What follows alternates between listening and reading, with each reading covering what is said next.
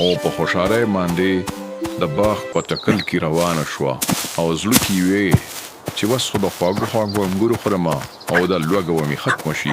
په یو ځای کې یې داسې نظر واچو او بیا یې د انګور ونه ولیده او په منډه هغه طرف ته ورغله.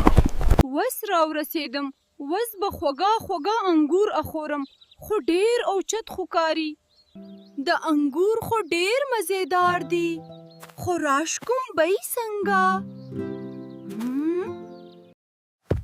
لومړی د انګورو پسې یو ټوپ وهو، بیا پسې بل ټوپ وهو، خو انګورو ته ور ونه رسېده. زه وس خپل پورا زور لګومه او د انګور به وس زما په ګېډه کې. بیا یې په پوره زور سره ور ټوپ کو او ډېره په بد حالت باندې ځمکې ته راوغورځېده. یو ځل یې بیا سم په زور سره ټوټ ووهو او دې ځل له دشي راوغورځېده.